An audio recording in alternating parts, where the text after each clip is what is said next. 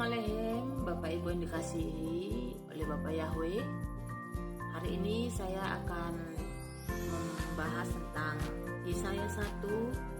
Tiba-tiba Rohku bisa mengingatkan saya tentang Yesaya 1 ayat yang ke-10.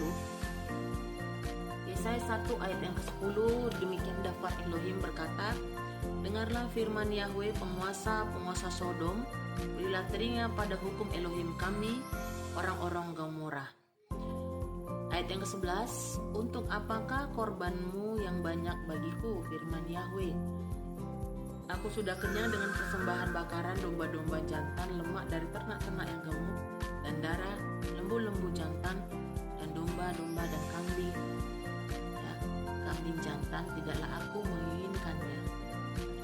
Nah, kemudian ayat yang ke-13, jangan lagi menambahkan persembahan yang sia-sia ukupanku. Ukupan adalah kekejian bagiku, bulan baru dan Syabat, panggilan pertemuan, bahkan pertemuan raya. Aku tidak dapat menahannya, itu adalah kejahatan. Bulan-bulan barumu dan perayaan-perayaan tetapmu, jiwaku membencinya. Itu adalah beban bagiku. Aku telah dibuat lelah menanggungnya. Ayat yang ke-15, kenapa Bapa Yahweh lelah? Pada saat engkau menadahkan tanganmu, aku akan menyembunyikan mataku darimu. Juga pada saat engkau memperbanyak doa, aku tidak mendengar, tanganmu penuh dengan darah. Nah, sampai di sini ya. Kenapa Bapa sangat membenci hari-hari raya yang kita kerjakan? Bapa Yahweh membenci ya perayaan-perayaan, syabat-syabat, bahkan doa-doa kita. Bapa Yahweh sangat membencinya, saudara. Kenapa? Karena ayat yang ke-15, tangan kita penuh dengan darah. Apa artinya? Berarti pada zaman itu terjadi pembunuhan, saudara. Pada saat itu ya, mereka mempersembahkan, mereka merayakan hari-hari raya, mereka beribadah, tetapi mereka membunuh. Saudara yang dikasihi Bapa Yahweh, apa definisi membunuh? Ya, kitab suci katakan di dalam 1 Yohanan, coba kita buka. Ini saya tiba-tiba diingatkan, saudara. Ya, 1 Yohanan 3 ayat yang ke-15. 1 Yohanan 3 ayat yang ke-15. Setiap orang yang membenci saudaranya, dia adalah pembunuh. Dan kamu sudah tahu bahwa setiap pembunuh tidak memiliki hidup kekal untuk tetap tinggal di dalam Elohim.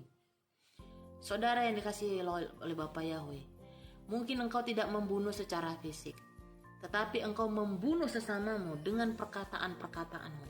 Engkau membunuh sesamamu dengan engkau mengungkit-ungkit ya apa yang telah Anda perbuat, kemudian mengungkit-ungkit kelemahan-kelemahannya, sehingga apa? Anda membunuh seseorang dari berbagai segi, supaya apa? Orang itu tidak bisa bergerak sama sekali.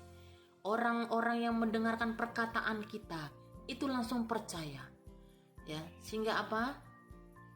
Setiap orang yang membenci saudaranya, dia adalah pembunuh. Dan kamu sudah tahu bahwa setiap pembunuh tidak memiliki hidup kekal untuk tetap tinggal di dalam dia. Saudara, mari kita bertobat, mari kita berubah, saudara.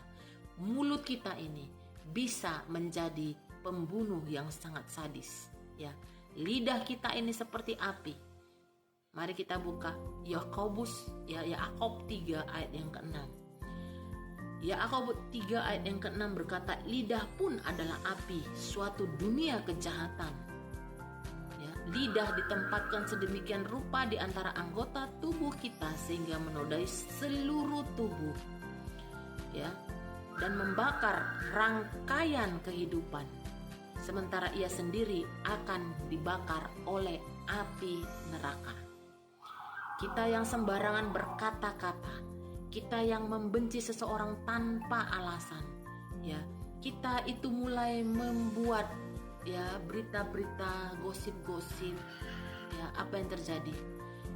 Kita tidak akan bisa masuk di dalam kekekalan, saudara. Anda sedang membakar rangkaian kehidupan seseorang. Anda sedang membunuh seseorang. Sehingga apa? Yesaya 11 ayat 1, Bapa Yahweh tidak berkenan terhadap perayaan-perayaan, terhadap doa-doa, dan terhadap syabat-syabat yang kita lakukan. Saudara dikasih Bapa Yahweh, mari saudara kita berubah. Ucapan-ucapan kita, lidah kita harus kita jaga. Ayat yang ke-16, 1 Yohanan 3 ayat 16. Orang yang mengasihi saudara, orang yang punya kasih di dalam dirinya, dia akan banyak menutupi pelanggaran seseorang. Dengan apa? Mulutnya diam. Dengan ini kita telah mengenal kasih, bahwa dia telah mempertaruhkan jiwanya demi kita. Kita pun wajib mempertaruhkan jiwa demi saudara-saudara. Jangankan mempertaruhkan jiwa, ya. Kalau bisa jiwa seseorang itu mampus semampus-mampusnya, ya, habis sehabis-habisnya, supaya apa? Supaya dia jangan bertumbuh, supaya dia jangan maju.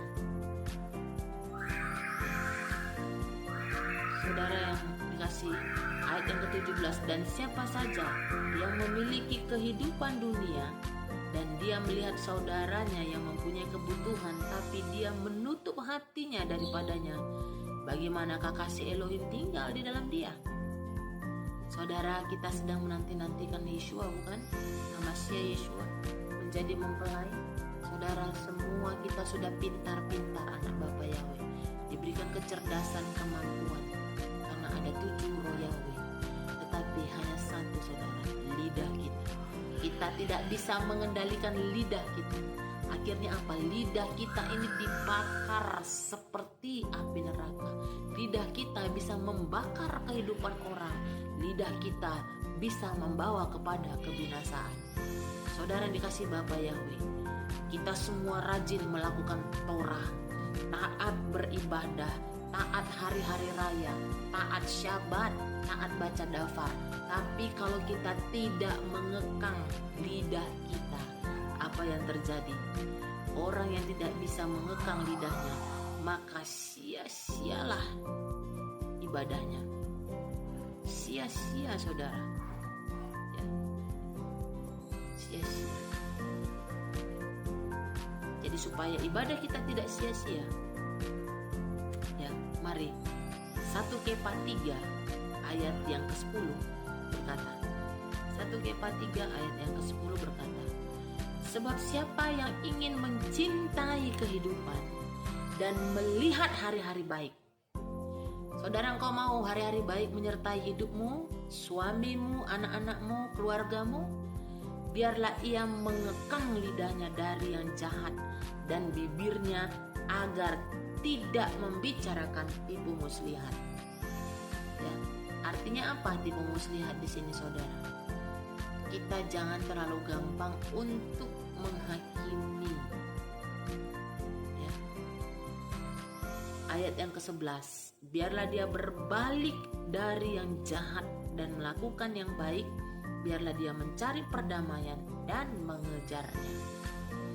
Saudara yang dikasih oleh Bapa Yahweh, mari, karena salah omongan, karena salah berbicara, itu juga merupakan satu kejahatan di hadapan Bapa Yahweh. Ya, jangan sampai ya kita udah merayakan perayaan-perayaan yang Elohim tetapkan, membawa korban-korban persembahan, kita berkorban, saudara, akhirnya ditolak sama Bapa Yahweh. Kenapa? Lidah kita salah di dalam berbicara. Biarlah dia berbalik dari yang jahat, 1 Kefa 3 ayat 11. Biarlah dia berbalik dari yang jahat, ya, dan melakukan yang baik. Biarlah dia mencari perdamaian dan mengejarnya. Ayat ke-12, sebab mata Yahweh ada atas orang benar dan telinganya tersedia bagi permohonan mereka.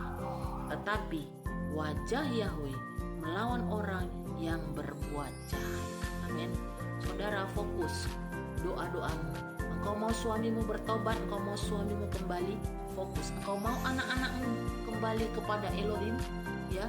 Engkau mau anak-anakmu bertumbuh secara normal, secara baik, mari. Engkau mau cucu-cucumu juga mengenal Bapa Yahweh. Anak-anak, mari saudara jaga mulut kita dari hal yang jahat. Kenapa? Mata Yahweh ada atas orang benar dan telinganya.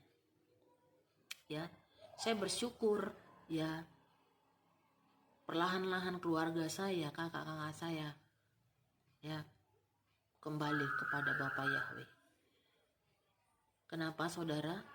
Saya menjaga lidah saya. Sekalipun engkau tidak mendapatkan keadilan, mari berserunya kepada Bapa Yahweh.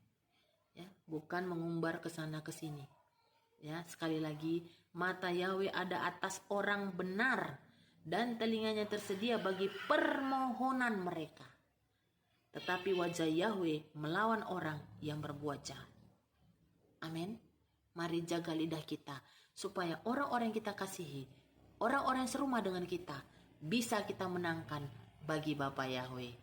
Sukses besar bersama-sama dengan kita, keberhasilan dan keberuntungan mengejar hidup kita.